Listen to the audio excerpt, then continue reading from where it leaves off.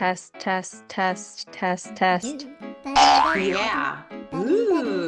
What? I'm your forensic femme fatale. Wait 1 second. A few moments later.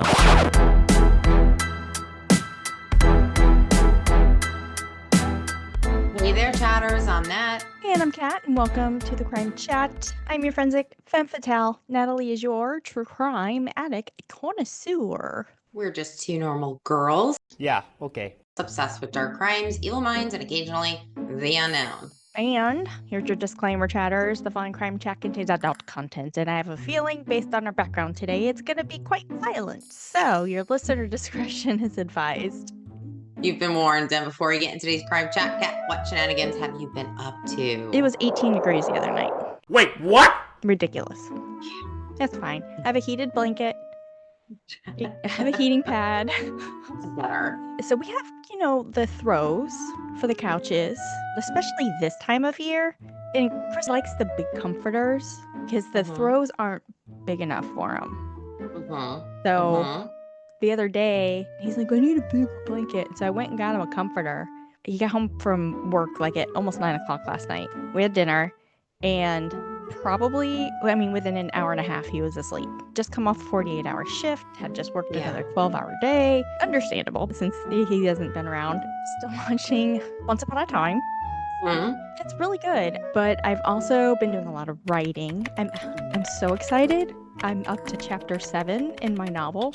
Nerd alert! Your creativity is flowing right now. It is, yeah. Other than those shenanigans, that's about it. It's pretty lame. What about you? Oh, I'm about to hold my beer if you're talking lame, girl. Oh, my beer. Watch this. Seriously, I haven't done anything since our last recording other than I did some games, but I haven't watched anything. I've been avoiding the TV. The intro to your Murderous Floating Head story today, you said, hey, can you do an introduction on delusions? AKA Delulu, AKA Cuckoo Bananas. So Wikipedia says that a delusion is a fixed false belief that persists despite evidence to the contrary and can be from a mental or medical condition. There are common types, causes, and symptoms that I'm going to go through, and they can impact daily life by causing social isolation, mistrust, and impaired functioning. And then here are some symptoms. You can check yourself before you wreck yourself. An unshakable belief in something that is not true even when presented with evidence to the contrary. Yes. And based on kind of what we talked about last week, the same type of personality disorders. It seems like some of them overlap. Yeah. So here are some examples. Number 1, the aggressively confident approach. I operated under a rock-solid, scientifically unverified assumption that I was the secret protagonist of the universe and everyone else was just a background extra with a poor script. Ooh, it's like the main character syndrome that a lot of influencers have. Wow. Yeah. Okay. The second example, the relatable failure approach. I was fully convinced I possessed the athletic prowess of an Olympic sprinter, right up until the moment I got winded walking to the microwave to heat up a bagel bite. And the third example is using specific or absurd details. I spent 3 weeks genuinely believing that the local crows were reporting my movements to the government, mostly because I stopped buying the fancy birdseed, and they looked personally offended. And that's your introduction on delusions. I tried to make it a little comical because I have a feeling this story is going to be a little heavy. It's going to be a weird story. So, FYI, I am comfy in the biggest sweater I have because yesterday in Florida, it was 30 degrees. It was crazy. Wow. I wanted to set myself on fire. Florida 30 is different, okay? Because all of our homes, it's all cinder block. Everything is concrete.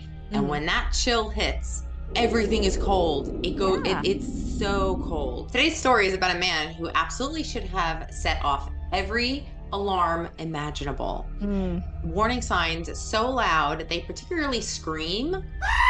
Medical records so thick to double as a weapon. And a system that looked at it and said, it's fine, nothing to see here. Okay. I think he's okay. Maybe they were delusional. Right. So our story today is about Joseph Kallinger and the murderous floating head. Sounds ominous, sounds weird, Yeah. right? Yeah, I'll get to it. So let's start with Joseph first before we get to the floating head. He was born on February 11th, 1935 in Philadelphia. Shortly after birth, he entered the foster care system and he was adopted by Stephen Kallinger and Anna Kallinger. From the beginning, Joseph's home was ruled by fear. Of course, it always starts this way. Something went wrong in the home. His adoptive parents abused him throughout his childhood.